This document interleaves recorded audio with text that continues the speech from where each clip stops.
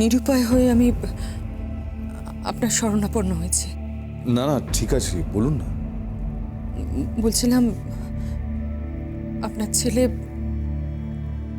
ছেলে বলছে আমার মেয়েকে এখানে রেখে চলে যাবে। আপনি আপনি প্লিজ ওকে একটু বোঝান। আপনার কথাও ফেলতে পারবে না। দেখুন দেখুন, আমার তো বোঝাবার কিছু নেই।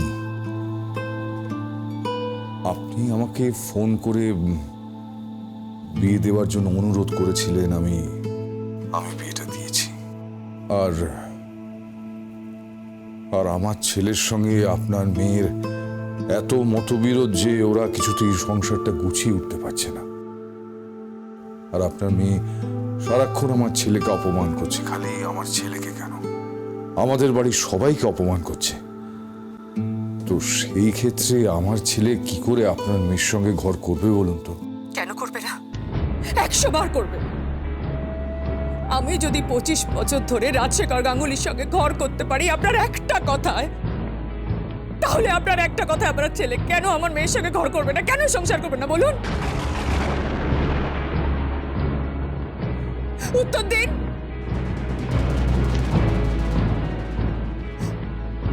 নাকি আমি ধরে নেব আপনিও রাজশেখর গাঙ্গুলির মতো স্বার্থপর, আত্মকেন্দ্রিক মানুষ?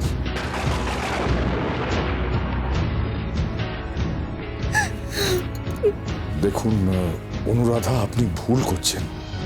চুপ করুন, চুপ করুন। আপনার কাছে আমি ঠিক শিখবো না, দয়া করে আমাকে এটা শেখাতে আসবেন না। 25 বছর আগে যখন রাজশেখর গাঙ্গুলির সঙ্গে সংসার করা শুরু করেছিলাম আপনার একটার কথা, তখন আপনার মনে ছিল না কোনটা ঠিক কোনটা ভুল? আপনার ছেলেকে আমার মেয়ের সঙ্গে সংসার করতেই হবে, করতেই হবে। আমি কিছুতেই ওদের স্বামী স্ত্রীর সম্পর্ক ভাঙতে দেবো না, কিছুতেই দেবো না, কিছুতেই না।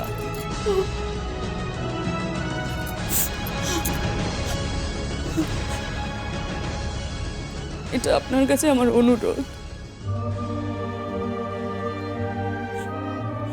কিংবা অতীতের সম্পর্ক ধরে আমার আবদার বলতে পারো।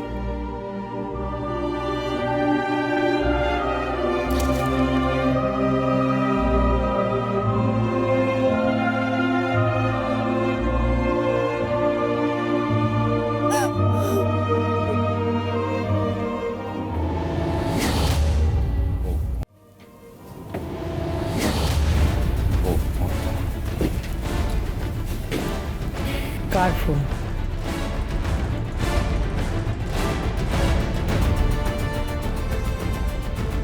অনুরাধা গাঙ্গুলির?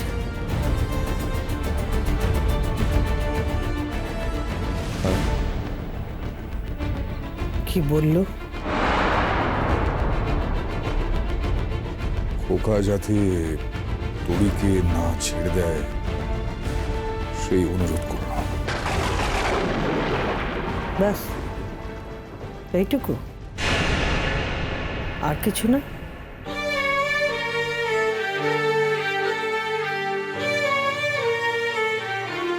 না, পুরনো ভালোবাসা হচ্ছে পুরনো চালের মতন, ভাতে বাড়ে।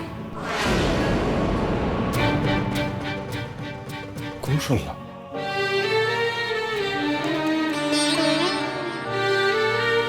আমার সৌভাগ্য, আমার পুরনো নতুন সব ভালোবাসা একজনকে ঘিরে। সে হচ্ছে তুমি। মাস্টারমশাই, এমন কিছু করো না যাতে অনুরাধা গাঙ্গুলির কাছে আমার ভালোবাসা হেরে যায়।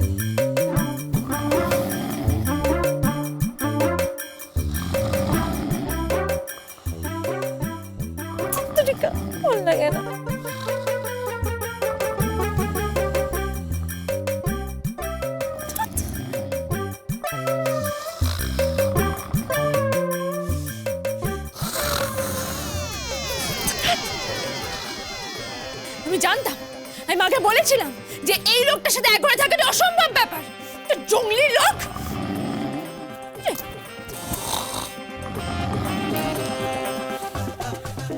কোনো নাক ডেকে যাচ্ছে। এই তো একেবারে কুম্ভকর্ণ। কানের সামনে যদি জং পেটালে ঘুম ভাঙে। জোরে মিউজিক সিস্টেম চালাতে হবে।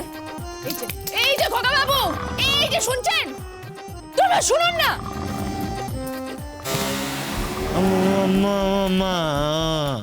মা একে তো নাক ডাকছে, তারপর কথাও বলছে। এই জন্য গোদের উপর বিষ পড়া। ওই দেখো, ঘুমের মধ্যে ম্যামে করে রাখছে। দুগ্ধপোষ্য শিশু যেন। আজ ওর একদিন কে আমার একদিন। আমি যে কি করি।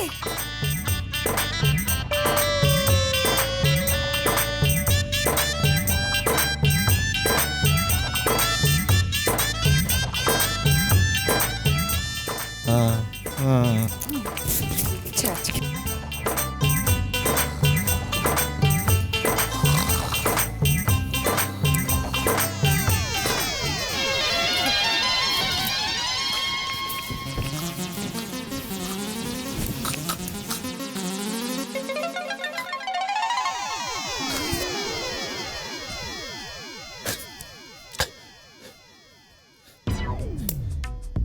এটা এটা কি?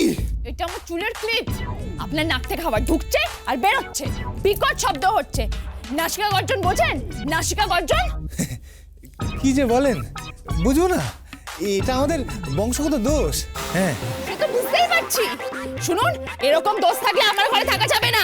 বেরিয়ে যান, বেরিয়ে যান আমার ঘর থেকে, এক্ষুনি বেরিয়ে যান। আগে গাছতলাটা কোথায়? মানে মানে আমি তো রোজ গাছতলায় শুই, তাই জিজ্ঞেস করছি। আপনি আমার সাথে ইয়ার্কি করছেন? বেরোন, বেরোন এখান থেকে, বেরোন। আগে আমি বেরোলে আপনার মামুনি, তারপরে বৌমনি, এরা সবাই দেখে ফেলবে। তারপরে ওরাই আবার আমাকে ঘরে ঢুকিয়ে দেবে, বলবে ওই অষ্টমঙ্গলার দিন স্বামী স্ত্রীতে আলাদা শুতে নেই। তাহলে আমি কি করব? আমি কি সারা রাত জেগে বসে থাকবো? না, আরেকটা উপায় আছে। আপনি বরঞ্চ শুয়ে পড়ুন, আমি জেগে থাকি।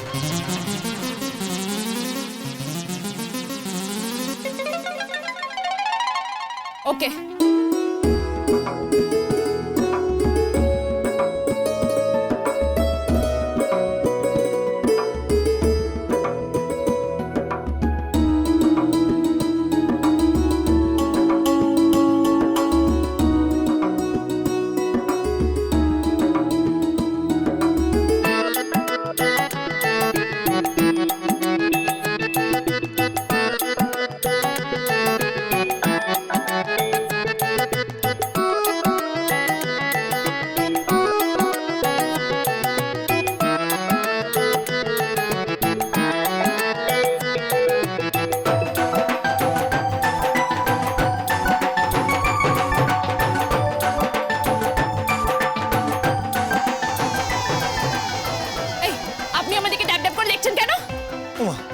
আপনি ঘুমাবেন, আমি জেগে থাকবো, চোখ তো পড়বেই। কি চোখ পড়বে? কেন চোখ পড়বে? আপনি না ব্রহ্মচারী? মেয়ে দেখছেন? হ্যাঁ, মেয়ে দেখছেন, তারপর ঘুমান তো। এই শুনুন, আমার ঘুম না ভালো না, পোশাক আশাক ঠিক থাকে না। হ্যাঁ,